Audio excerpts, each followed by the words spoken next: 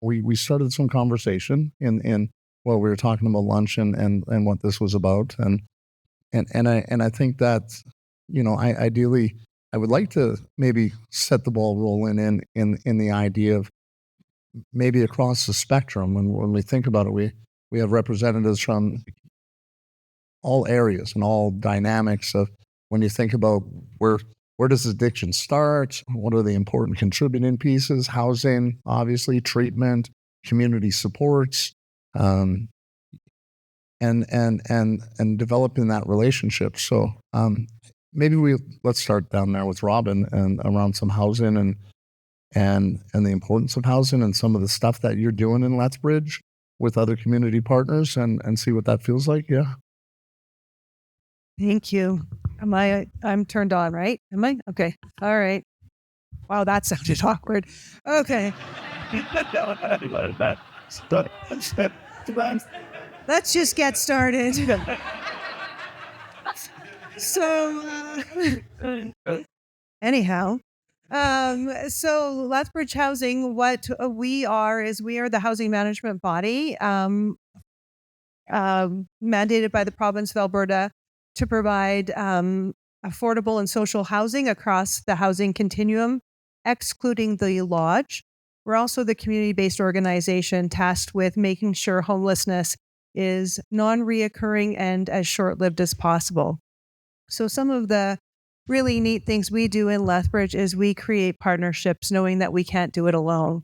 So we have some partnerships with everyone up here on the panel, and we create partnerships with Fresh Start, with their graduates and moving them through the housing continuum.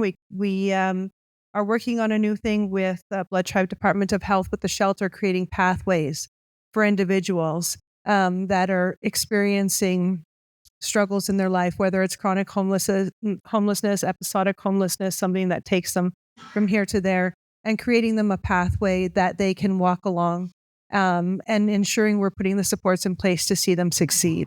So I'm going to make it short and sweet, and we'll keep going from there. Sure. Let's just let you pick who's next. Tammie? That's avoiding eye contact. Is this turned on? Can you hear it? I chose a different phrase. I'm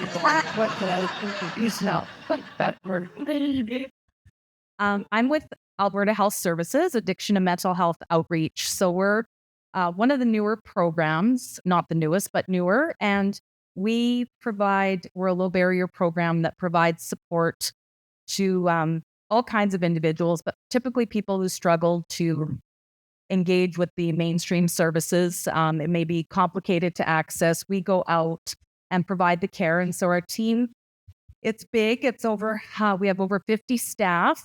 We have occupational therapists, recreational therapists, mental health therapists, nurses, addictions counselors, peer support staff, and some other support staff as well. So we try to support the recovery model of care by working with people on the goals that are meaningful to them. For some people, that will be occupational, educational. For some people, it will be stabilizing mental health. For others, it's, follow-up addictions counseling. We're involved with clients at the shelters, so we're engaging with a lot of people at that level, trying to help them get into treatment. And then we are there waiting for them. If they choose to stay in this community, we'll continue to support them if that's appropriate. And we're very involved with the housing community. There's a very large community of concern around housing that we belong to, that Lethbridge Housing and Tina Young specifically is responsible for trying to keep us all on track and making sure that we're addressing some of the complexity of the housing needs. So I think that's why I was asked to come here today. Oh, and that is all follow the therapist. Okay. Hello. So good afternoon, everyone. Nastiokok Epik Huikamataki. I'm from the Blood Tribe within the Blackfoot Confederacy, and I'm just honored to be welcomed to this panel and to just share what I know related to housing. And I'm going to say I'm a sociologist by trade. So I do a lot of theoretical work understanding where we've come from, where we're at, and where we're going, both from a societal context, but also maybe more so from a First Nations lens, in understanding housing, the English terminology of housing, homelessness, the shelter, the introduction of shelters per se. So these didn't always exist. And I think it's important to understand that evolution of where we've come from so that we can understand why it is where we're at today and how we can move forward together. I do work with the Blood Tribe Department of Health. I'm the director of the wellness program. Wellness program is responsible for the mental health counseling, addictions counseling, and treatment referral. We have specialized psychologists that specializes in trauma, and as well many community programs. So ranging from missing and murdered Indigenous people, honoring life, which is the youth suicide prevention, the Indian residential school, Indian day school, day scholar programs. We work with a group of elders that are foundational to everything that we do, as well as we have a crisis intervention team that responds to different types of crises 24/7. We also operate the standoff shelter, which has been under a program for about 1.5 years now. So the complexities are many.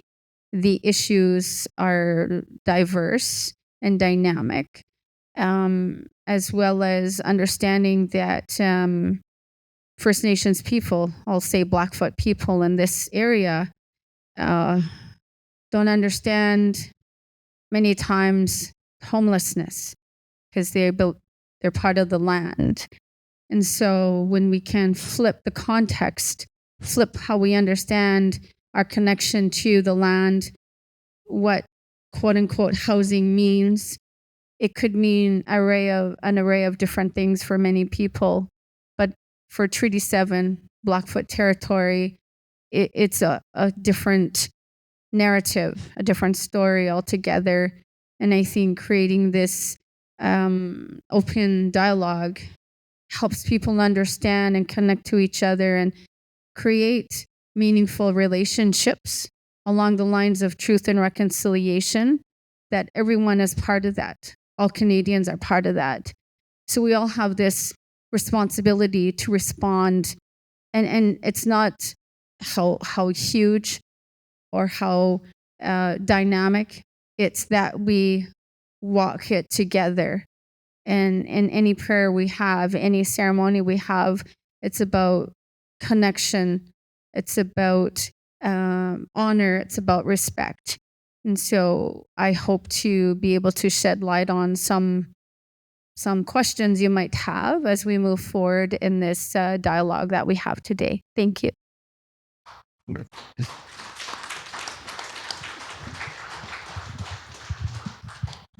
Okay, good afternoon, everyone. My name is Shahin Mehdizadeh. I'm the Chief of Police for Lethbridge Police Service, and pleasure to be here. Just wanted to thank Fresh Start for actually starting this dialogue and information sharing and understanding each other, because it's critical for us to have these discussions.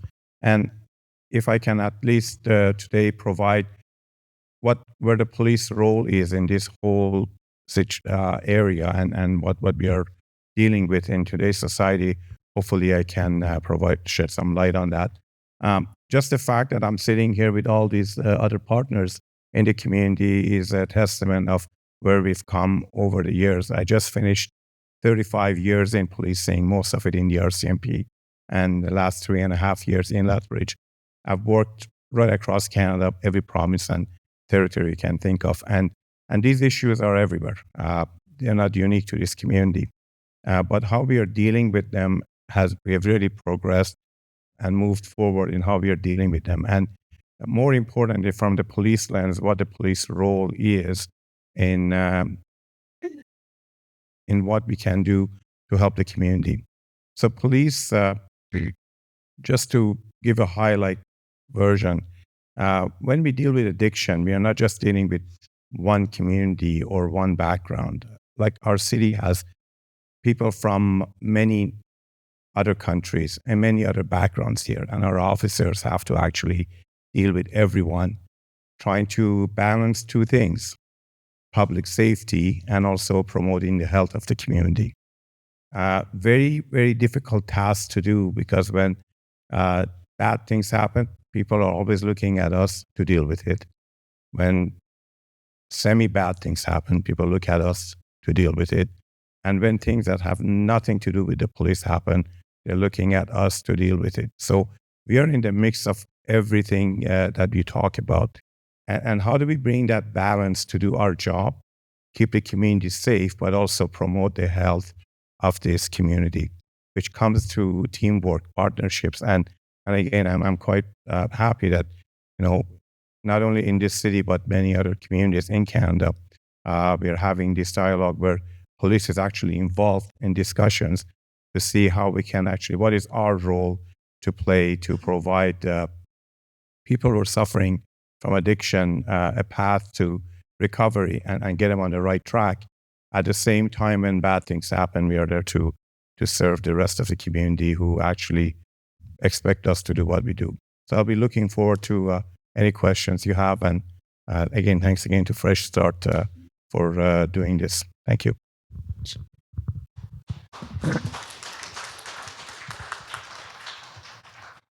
Yeah, applaud for them, but not for me. Thanks. Just kidding. I like the things that I heard. I like the pieces of rewriting the narrative. I've already shared with Terri-Lynn, we were talking about, that idea of that Indigenous lens and community and, home is where you're at, and rewriting what is these pieces look like. I talked to Robin, like, we struggle with, do you call it post-treatment housing? Do you call it affordable housing? It all seems to continually hold some sort of negative connotation that you're under distress, or that you're problematic. In reality, how did we get here? The reality is how did we get here, and how did you? When I say we, I mean being a person in lived experiences. I understand what that's like. I understand the process that we go through to return back to it. My own path just validates the importance of community. I showed up somewhere where no matter what I did, they kept telling me to keep coming back. They offered me supports. They give me direction. They loved me. They guided me. How do we get that community back? We just got to Lethbridge, and Lethbridge is an amazing little community. It's a larger community. I won't say little. I'm from Calgary, the big city, so that everything seems little. This idea of coming together today is about putting that new perspective in it, learning some new lessons, and the importance of those pieces. I think maybe, I heard about CART. CART, is it just referred to as CART? See. Yeah. And how we want to become part of that. But more importantly, it's I don't want this about Fresh Start. I want to hear our community partners and those pieces that go into it. I like the idea of community and where do we belong? What does homelessness, what does contribute to it? How do we offer up those supports? So I'll turn it back over and I'll say, the question, I guess, is, in building that sense of home, right? Robin coined a phrase today of pathways to success. Did I get that right? I want to be sure because I'm going to quote it a whole bunch in the future. Pathways to success as that housing solution. Where can you find a home? Fresh Start has this saying, welcome home. You're never alone.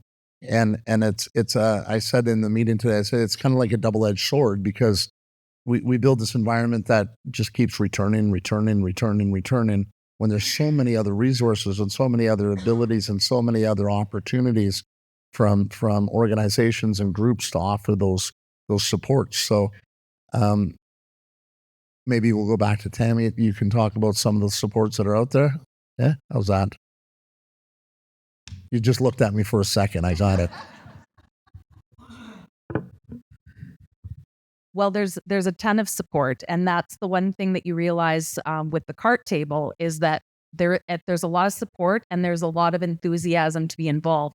Some of that support is your typical government support, like people like me with Alberta Health Services, but there's a lot of providers that are nonprofit groups, people that have been in housing and supporting people with mental health and substance use for a long time. Some people that are maybe a bit newer to it, but we've got, I think at the cart table, we've got some people from the government of Alberta, the Persons with Developmental Disabilities pieces at the table, Peak, Sasha. I'm looking in the crowd here. They're here. There's River House. There's, help me out, ladies. CMHA, Lethbridge, yes, Lethbridge Housing, of course. They coordinate it all. They keep us on track.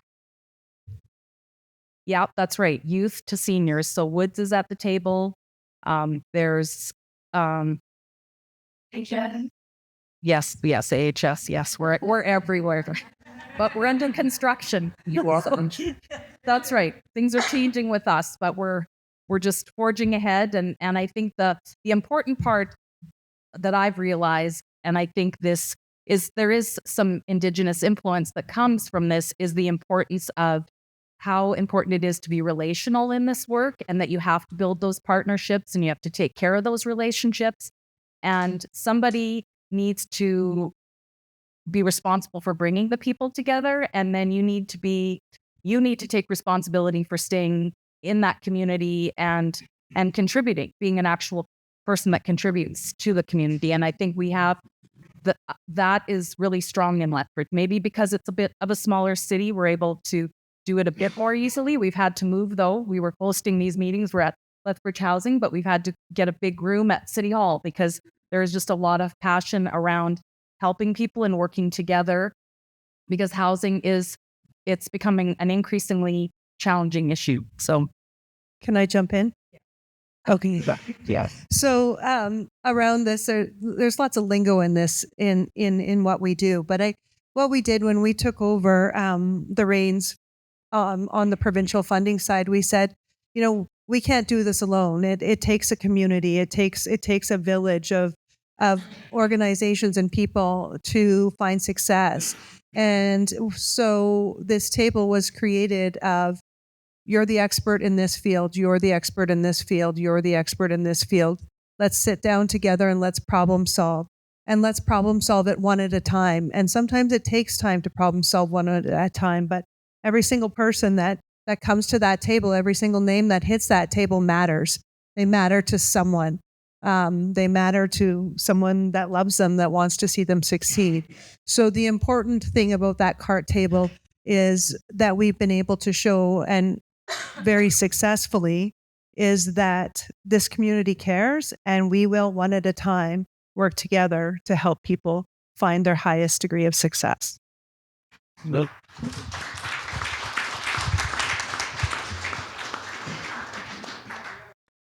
I love that. Right. It takes time. That's where you're going to go, is the big room in the City Hall, Jason, next week when they go to CART, just to let you know you'll be showing up. We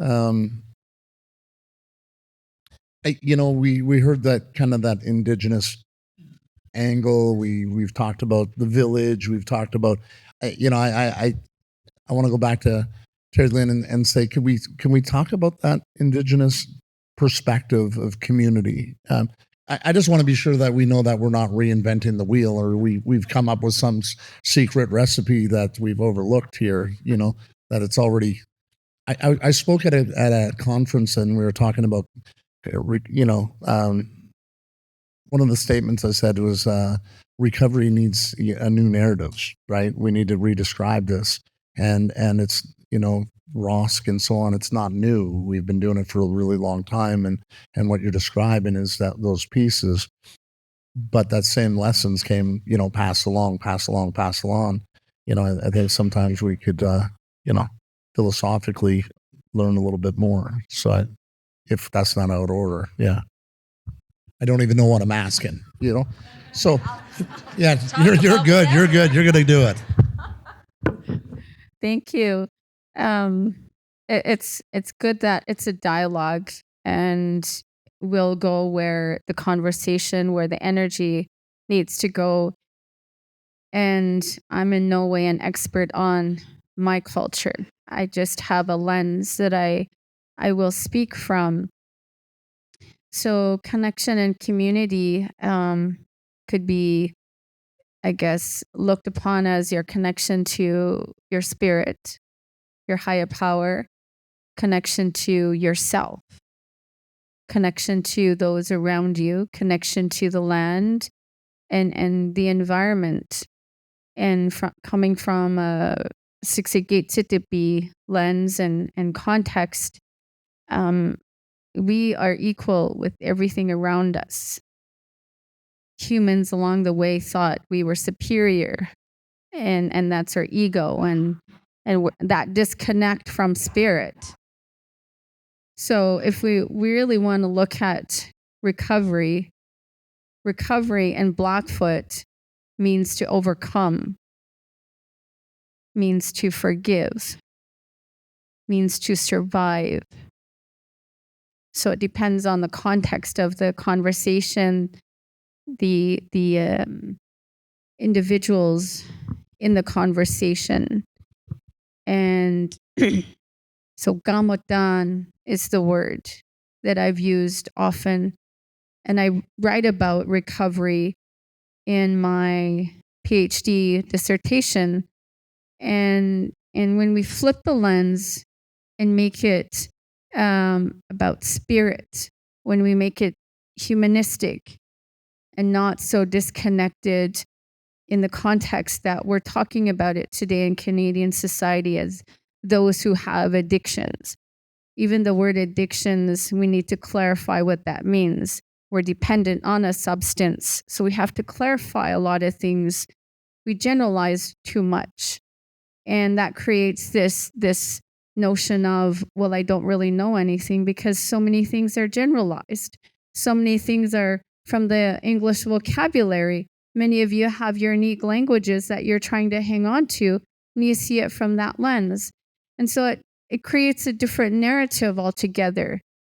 So one thing about the connection and culture and spirit and the First Nations way of knowing, being, and doing is, in fact, we didn't have addictive behaviors. It has evolved. And why has it evolved?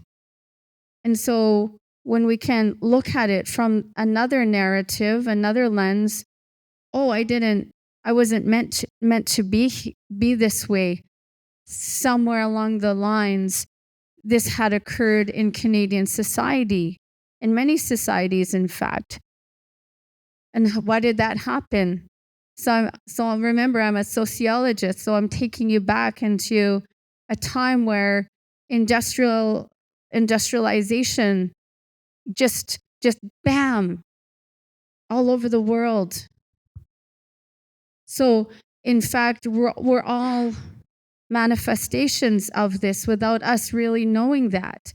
And along the lines, we were disconnected from our community and unfortunately and sadly disconnected from our own spirit. And so many questions are raised, and only you can answer that, because then when you start connecting to your spirit, you'll get it. You'll get it. We're all born with a purpose. And when Canadian society, it's a capitalistic society, you have to understand that. Capitalism doesn't like spirit because then you don't work for capitalistic ways. When you wake up, the important thing is prayer. I woke up today. Many people didn't.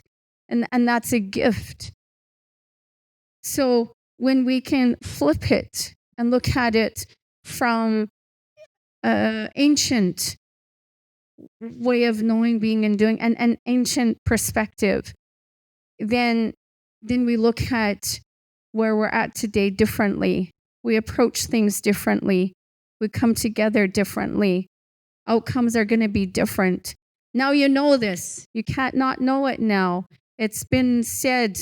I have shared these words and this breath that I have coming from what I know, right? So collectively, we all come from communities and villages that spoke a language, that had ways of knowing, being, and doing, that you came together specifically somewhere. Inherently, your DNA knows that. And acknowledge that about yourself. Connect to yourself. Coming here and leaving today, now it'll be different. More questions raised probably, but the questions that are posed will be framed differently according to what you're hearing now from all the panelists. But I'm very when I'm asked to speak, I just ask the ancestors to guide me, because what I know is from my culture, these ancient teachings. So I'm just sharing that knowledge, that breath of life to you. And it's going to go somewhere, even if it's just for one individual. That's okay, right? Collectively, however, we can create change in Canadian society. We can change the landscape of what we're used to. We can empower ourselves, and we can take hold of this. You know, we talk about those who are affected, and I see it every day. I'm this director, and I have a huge relational responsibility, and in many realms. You know, I'm not here to talk about myself, but I'm part of the board of governors with the University of Lethbridge. I'm an alumni there. I taught at Mount Royal University. I've taught at many institutions in Southern Alberta in sociology. So I've spoken to thousands and thousands of people, and the consistent message here is that my purpose is to share knowledge, is to say we're grounded, all of us, in our own cultural realm. We all come from ancient teachings and people. And so if we can connect to that, then moving forward is different. It's not the same old, same old. We don't need to reinvent the wheel. We just need to connect to who we are. Dr. Gabor Mate talks about that. Dr. Eduardo Duran talks about that. If you check both of these individuals out, both my mentors, connection to spirit. That's the message. Now, if we can only get the Canadian government to get on board with that, it would be a different, take altogether. But I'm just going where my voice wants to go. And if there's any specific questions, again, I guess during the Q&A, you can get a chance to have at her moving forward. So thank you.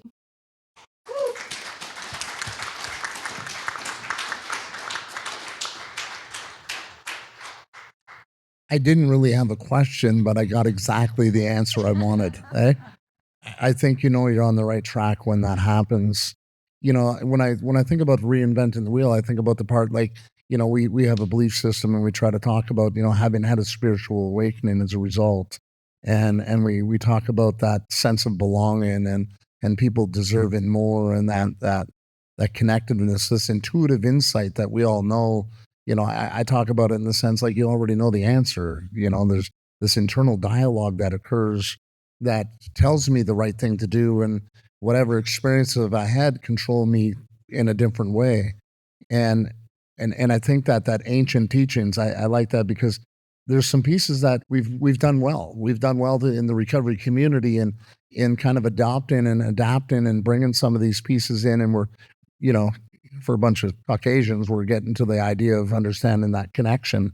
But more importantly, I think some of those pieces come, you know, when we think about housing and we think about what that community looks like, if we could rewrite that narrative of, you know, I want to jump back. I'm going to jump back to you, Robin, in the sense that, you know, your new project that you're looking at, you know, you're talking about taking care of the, you know, the seniors and putting these pieces in place that we begin to start building a place, you know, that place we call home. You know, we got that idea. You see it when you come into Fresh Start, welcome home, you're never alone. People, well, this isn't your home. Well, when you show up and you feel part of and you're waking up each day and you're praying and meditating and doing that thing, it starts to feel pretty right.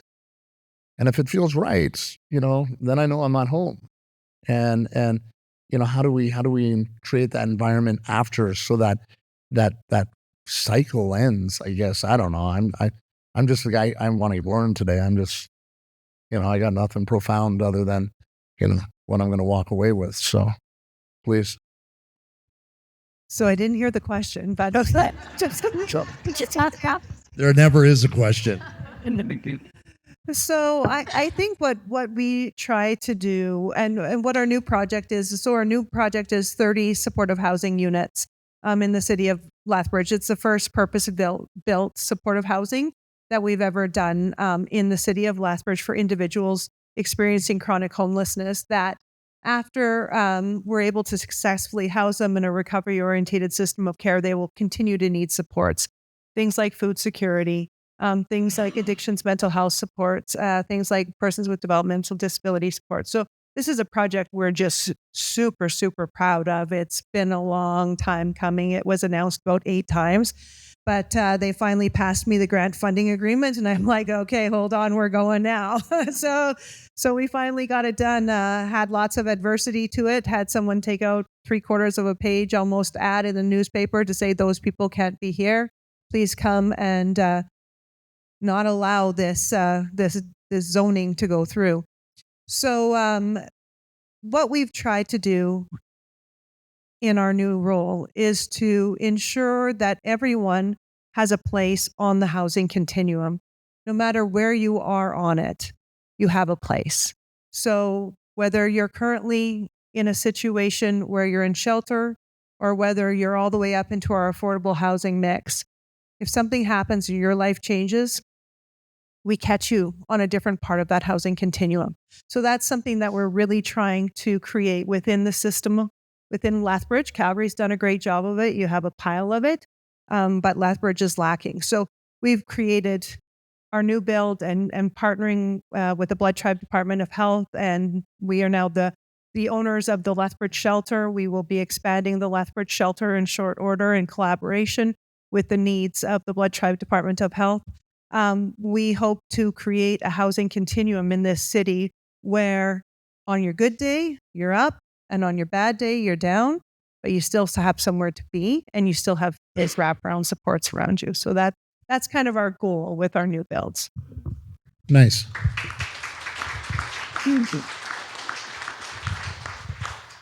Shahin, I think when you talked about, you know, when something goes really bad, the police are there, and when something's not so bad, the police are there. And then when we got that stupid thing that nobody wants to deal with, somebody call the police, they'll take care of it. So when you think about that whole continuum of, like, how do you see your future? Are you guiding, you're leading your department in better tooling, better equipping, better empowering, you know, your people to navigate that, to contribute to that finding a home? Sure. We've done many things in the last few years to really get our officers to be not just police, but also guardians of the community. And which is, again, when I talk about there's safety and then there's promoting health, they can be balanced. I truly believe that can be accomplished. So when our officers, give you a recent example, it happened and it happens all the time. they find someone. We just it was recently, and thanks to Robin, that we managed to provide proper shelter for a lady, a single mom and her child. They were living out of a car. Our officer didn't just look the other way. 20 years ago, I have to admit, we would have just looked the other way, not much. But today they're not doing that because they're caring, and that's actually showing in everything they do. When you talk about even sociology, and when we hire police officers, I can guarantee you in 5 years, in fact, they should all be given a PhD in that, because now they have to learn about everyone. They have to deal with everyone. They have to meet needs of many people from different cultures, everything. So after 5 years of police work, these individuals are getting much more knowledgeable and adaptable to who they need when they need dealing with public. So as you may or may not know, right now we are dealing with addiction issues, and that's driving a lot of people to be homeless, to actually lose all their confidence and the pride that they have to actually be homeless. As a human being, I don't think there's anything worse than being homeless and not having a place to go. I was talking about even in Stone Ages, when people could find a shelter, they found it, even in a cave back then, to actually have a place that they can, at the time, they can call home. So it's critical for people to have that. Actually, if you want to build pride and confidence in individual to help them on that recovery, I think is critical. So we also know about some of the challenges and some of the obstacles people have to drive them into addiction and homelessness, adverse childhood experiences. Every officer in my department right now is mandatory for them to take the brain story certification. And I took that first just because I wanted to see what the topic was all about. And I found it that it's really critical for police officers to have that knowledge too. So when you're dealing with someone who's suffering from addiction, even if we have to arrest them, if we have to charge them, there is still that human element that my officers have to say that this individual basically lost their life lottery when they were younger, and that's impacted them to the point that we have to deal with them right now. So there has to be that human element in what the police does, because if we lose that humanity, we shouldn't be putting the uniform on, because our job isn't just to get out there and arrest people and throw them in jail. Yes, some people we have to do that, some individuals, but not everybody needs that. So we have to have that human element that lens that we can put on the work that we do to support. And not only for current people, the individuals that we have to deal with, but we're also very reflective of the youth in the community and how can we engage with them so our future generation of officers don't have to deal with these individuals.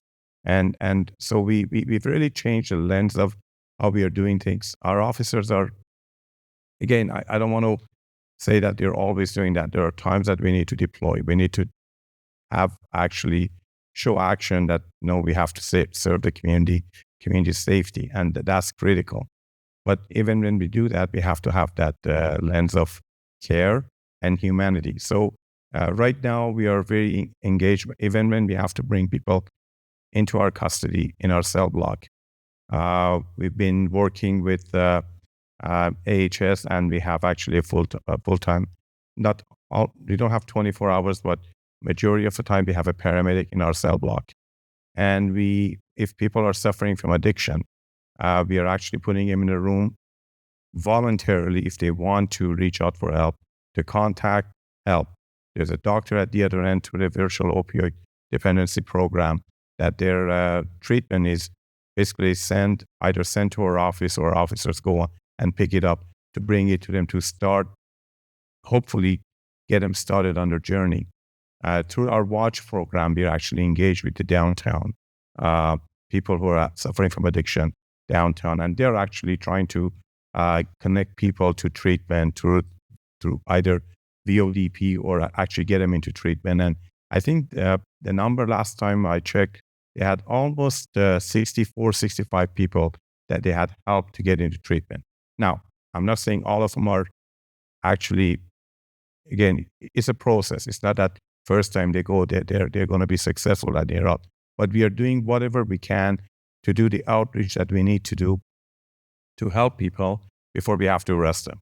Because really, at the end of the day, unfortunately, a lot of times, if we don't, we are going to be putting handcuffs on them, which is really not answer to the problem.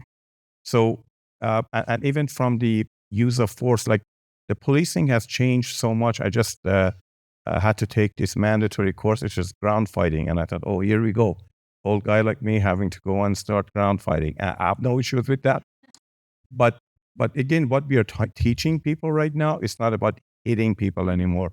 Actually, we are right now starting to use the Gracie model of self-defense and grappling. So actually, when our officers are taught that, they're not punching anyone. They're just holding the person. They go on their back, hold the person in a position till they get tired of fighting, and then we just deal with them. So we have really changed what we do. I'm not saying that we can do that 100% of the time. There are times that we need to do what we need to do, but we are really changing how we are training our officers and trying to get them to better serve the public, the community, and all the citizens. At the end, we have to serve every citizen in this community, regardless of their background or heritage. And we want to make sure we bring that balanced approach. So policing world has changed, and we are trying to adapt with it. And every year is changing, so we have to keep current and adaptable to those to serve the community better. So I want to say one thing, pat the police on the back just a little bit. Don't forget this in case I get pulled over. No, just kidding.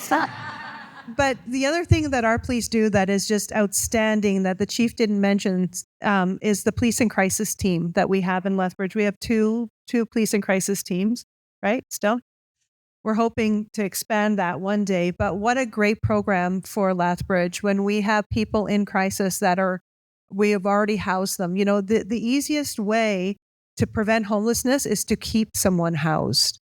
So we every time when there's someone who's struggling, maybe it's an addiction, maybe it's a mental health condition, maybe it's both.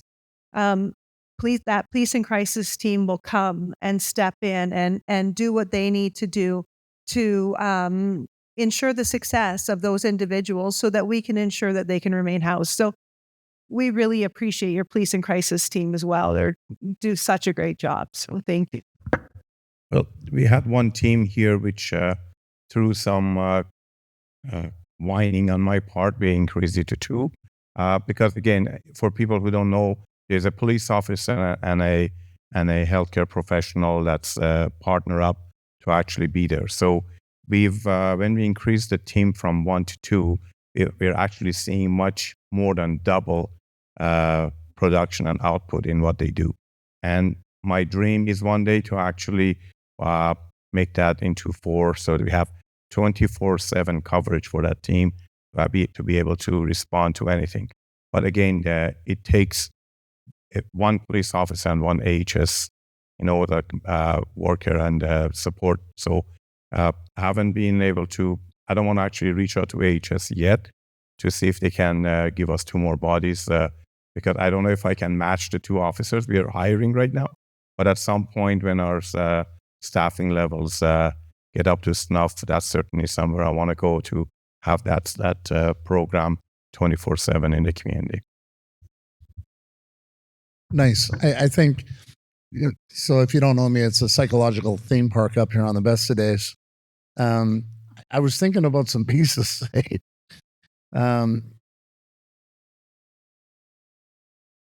That evolution of pieces, we go through this industrial evolution and we talk about we weren't born this way. I didn't wake up and decide to be a drug addict. I inherently I wanted more in life. And as I'm listening, I'm thinking about we need more of a recovery revolution because, we see an evolution in the police, we see an evolution in housing and we see this evolution coming in a slower manner in which addiction and the trauma and the pieces that contributed to us getting here and that idea, because I hear about caring and I hear about compassion and love and family and coming together and all these, empathy and understanding, and now AHS, what can we do more? How does that look out there for, bringing all those aspects together? Like the idea of bringing together community is, how do we get to go back and talk about the story with others and change that lens and those appearances and those ideas and that understanding of, yeah, we're doing it. And some people are going to say you're not doing enough and you need to do more. But what more can we do? What is being done? How can we contribute? Like, so Shane's asking, maybe in the future, do we add on? How do we begin bringing this to the table? Do you think, not just to get them the people, but that whole revolution of recovery to really stopgap the decades and centuries of where we're at? I know it's pretty deep, probably a little out of left field. And she's like, what the fuck is he actually asking? Well, I think one of the steps that we're taking right now is coming under a provincial direction with the recovery model of wellness. So that's going to give us a little bit more of a consistency provincially, and we'll be able to look at what is working in other parts of the province. There are some gold standard programs that aren't in Lethbridge, and being able to look at what we can bring into the community. PACT, the mental health therapist part of it, is part of the outreach program that I'm with. I know our PACT has just posted a position for a mental health therapist, so that will work with the RCMP as well. So that's expanding, and it's working really well in, I know, the northern part of the province. They really like the RPACT teams. People are just more sparsely populated, and I think it works well. And we haven't had that with the RCMP here. We're trying to be everywhere we can be. We're all struggling with the same issues of being able to retain people who are experienced, having enough support for the people who are coming in. They're passionate, they're new, but they need more support. Our nursing team is at the shelter twice a week, providing care to people who are in the shelter. We have addictions counselors, rec therapy. We're trying to work at that level. We're also trying to support people getting into treatment. We're trying to support people who are coming out of treatment, and it's exhausting and it's overwhelming. And I think the staff themselves are really hard on each other, or hard on themselves. They're not hard on each other, at least not that I'm aware of. Probably once in a while, but they're really hard on themselves. They feel like they're not doing enough. Especially, we get some people who are very new, and what you've learned in academia is not as easy to apply in real life, and they're struggling with that.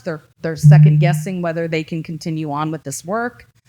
So that's where that community and those partnerships are really important, and having, somewhat of a intergenerational group of people working together who have seen some things, and some people who are new, and trying to support each other to stay engaged and to stay healthy, and to remember that, their mental health matters as well. And so it's well known that we need to continue to grow and to expand. And I know our director, Paul, is always trying to figure out ways that we can get resources, and we've moved into grant funding and things that are quite different from how AHS used to operate. We operationalized everything. Everyone had a permanent job and security. Now we've got a lot of grant-funded positions, but we're taking on new things. We've gotten more into STI and the permanent supported housing funding, which hasn't been operational, but is something that we're working with to try new things. So I think we're learning as we go. Some things are working really well. We know without a doubt we need permanent supported housing, but we know that one of the cornerstones of mental health is agency. And so despite the fact that we know some people would benefit with more support, that doesn't necessarily mean they want that level of support. Some people want a housing subsidy and a steady source of income and some food security. And for them, that's a significant improvement in their quality of life.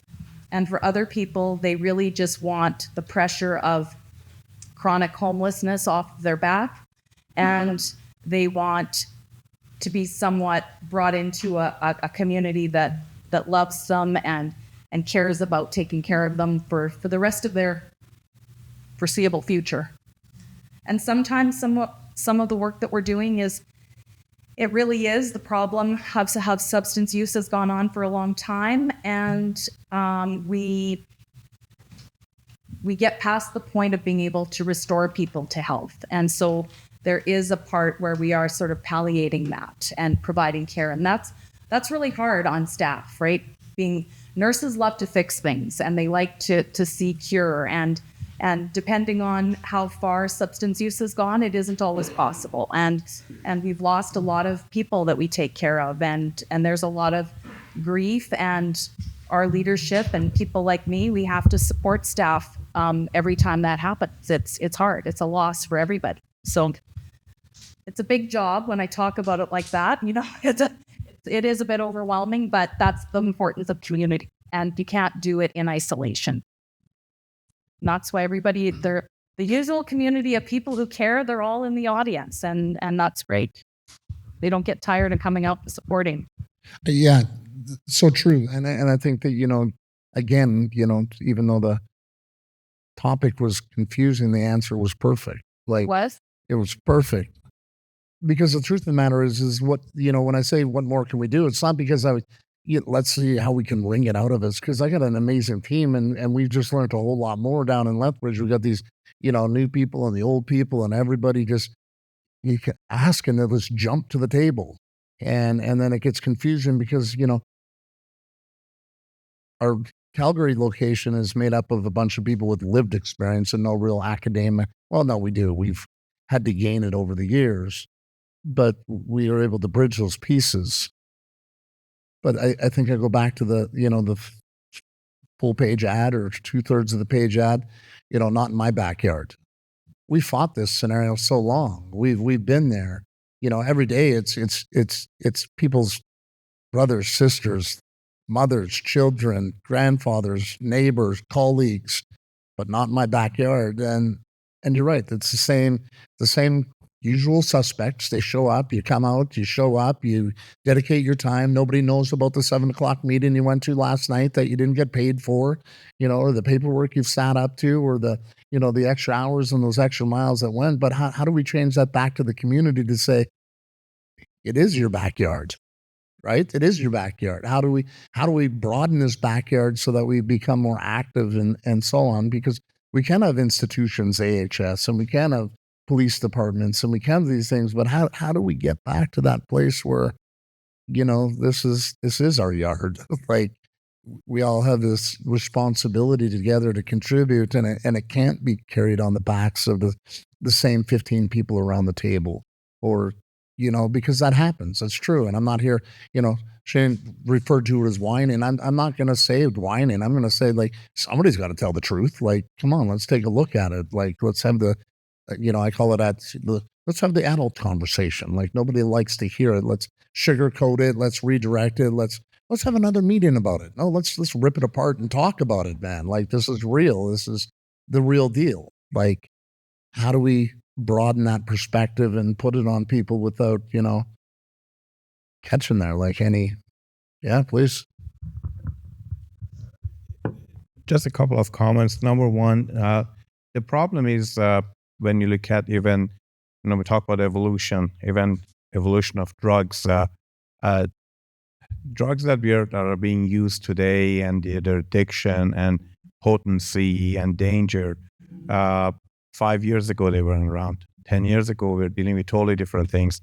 25 years ago, worst thing was alcohol. I know alcoholics, you know, drunks on the street. There's been a constant evolution. And it's all about the economy of that side of the dark side of the society. People who actually thrive on making a profit based on putting other people in misery. And in this case, there's addiction. So there's that element. And that I don't believe that's going to change. And we were talking about this, you know, even as we come up with some potential solutions to help people with what the drugs we're dealing with today, they're already working in labs to make something even worse. And this continuum continues to go on.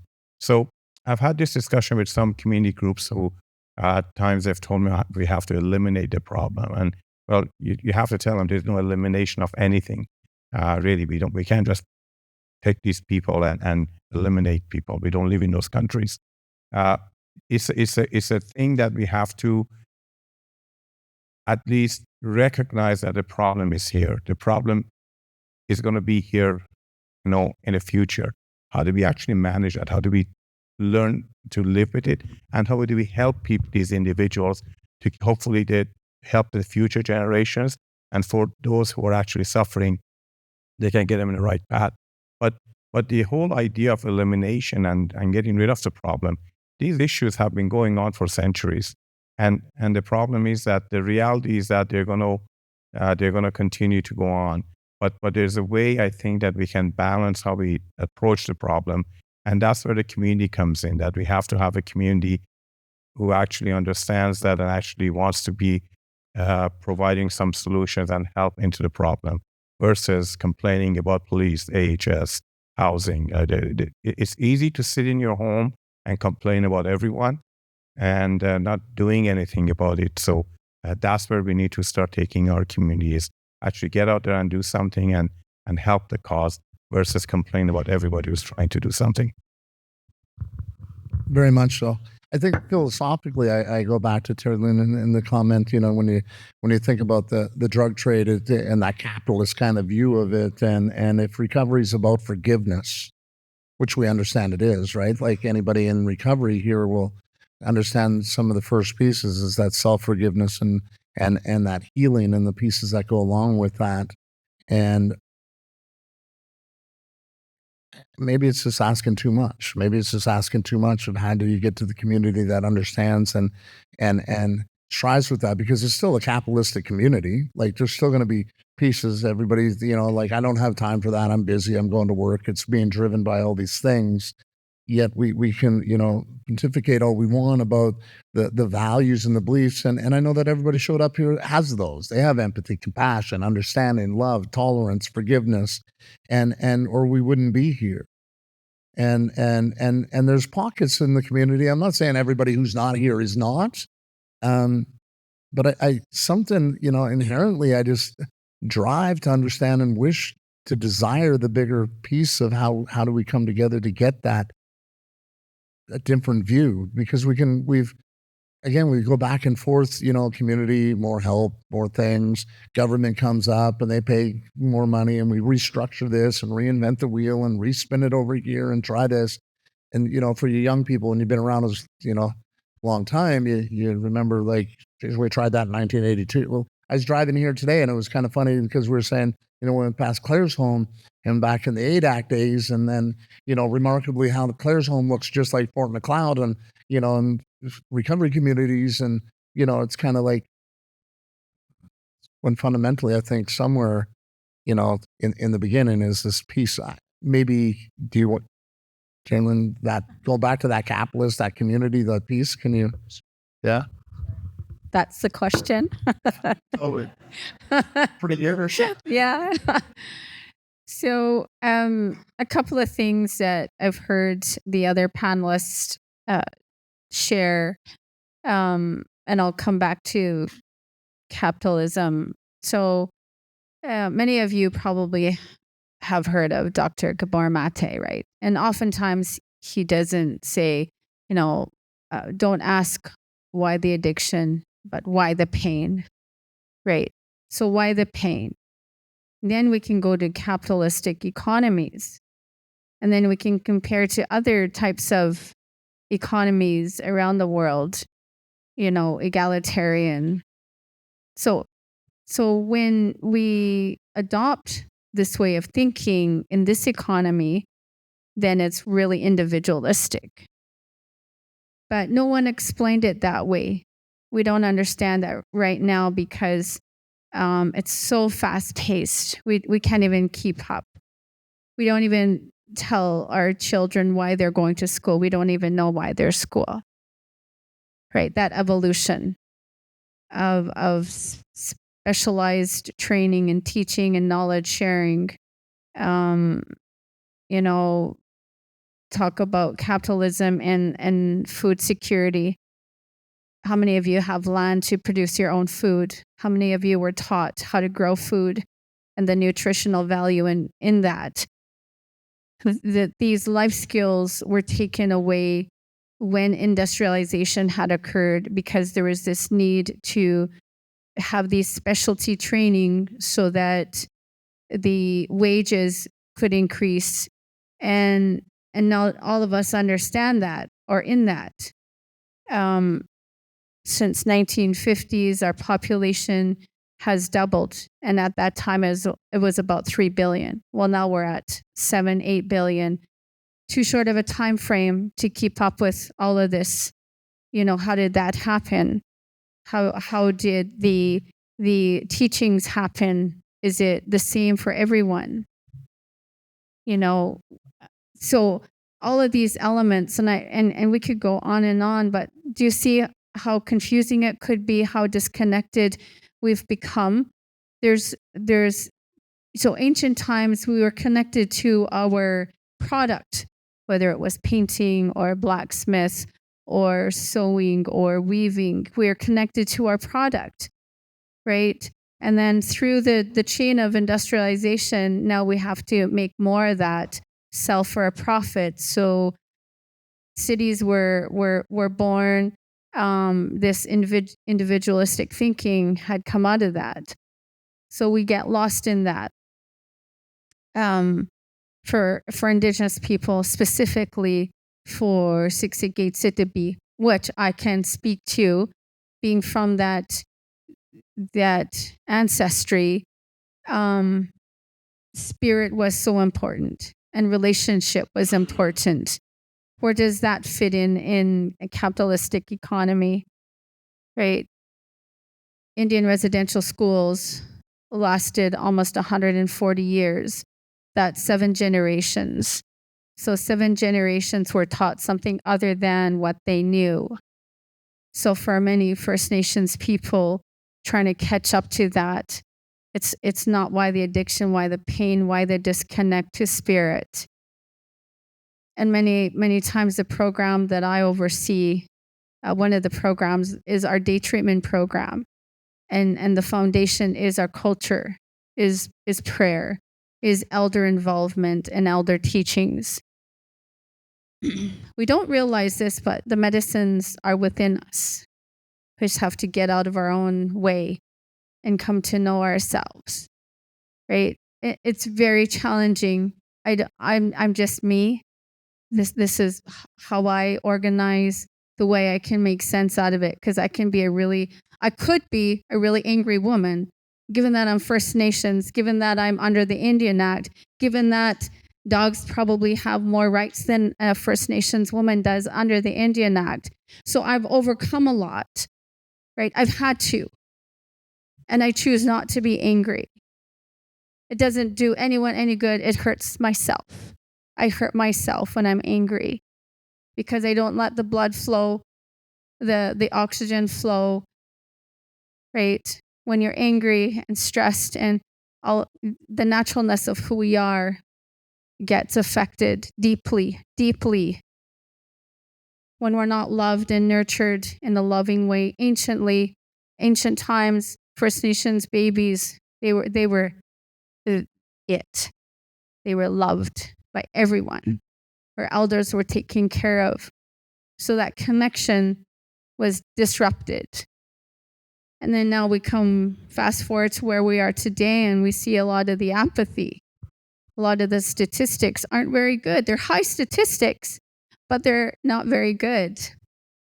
And creating an understanding of why that is a challenge.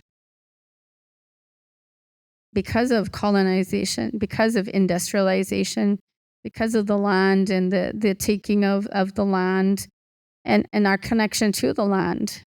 We didn't have homelessness. We traveled with the buffalo. We traveled due to the seasons. We're connected to the seasons.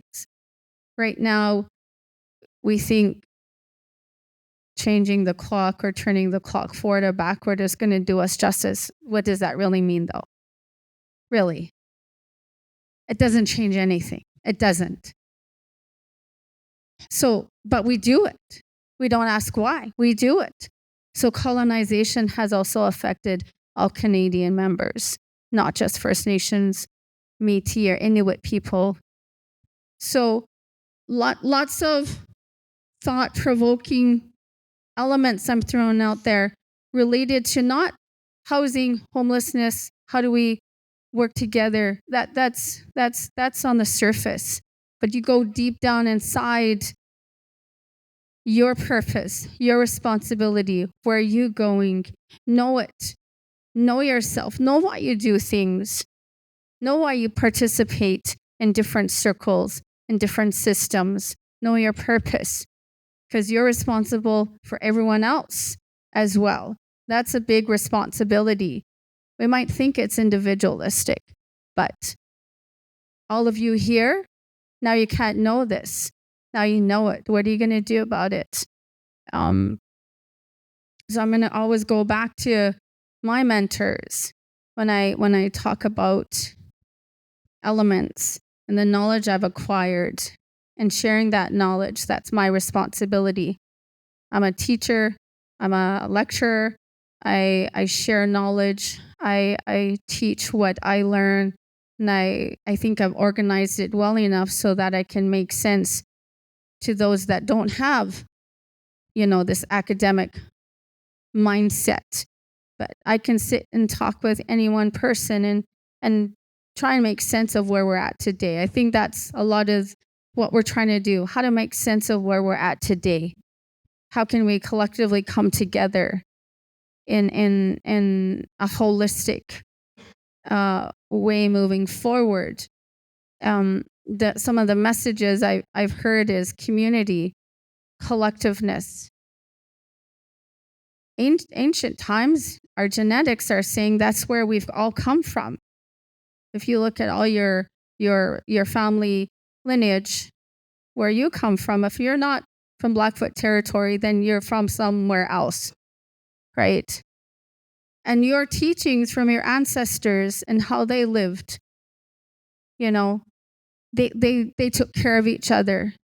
It's really sad that there's seniors, elders at a shelter. That's shame on Canadian society. Now we know this. What are we going to do about it? What are we going to do about it? All of us are responsible for this. All of us. And if we have the ways and means to push this momentum forward in a good way together, wow, think about the change that can be made in such a short time. So I hope I've addressed. Thank you, everyone.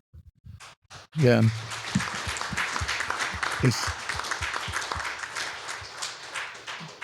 I have to admit, listening is that I can feel it inside. And when I think about, we talked earlier, it's not necessarily about housing, but it is about housing, because that housing is a place where we end up being. And as I was listening, I was thinking about, we developed this community within Fresh Start, and it's a beautiful community. We got alumni, we got staff, and we have people of like-minded values and beliefs and supports in place. And it just isn't about the house. It's about the community that builds. In Calgary, we have various apartment buildings. Like, one of them is 2 apartment buildings with a lot, common area in the middle out in the, and it says "Welcome Home" there. And everybody that lives comes up through this little archway, and they got the barbecue set up, and they come down and they share food, and they, somebody brings. Maybe I'm just too idealistic. I think that we can do it because I've experienced it in such a small way. And then when I hear that description, it's like, it's real. And when I think about all the work that AHS has done over the years, and all the pieces, and the Robin and the police, and everybody's contributing to this momentum, it just almost feels like we're at that apex moment of like, somebody just come along and push us over the edge a little bit to get back to that place. And, I think it's, I'm gonna say I won't speak anymore. I want to say thank you so much for your amazing insights and sharing and willingness to partake in something that's got no structure, and questions that make no sense, Okay. However, I sit very comfortable thinking that the right words were shared and the right things were said, and there's some thoughts that were put forth.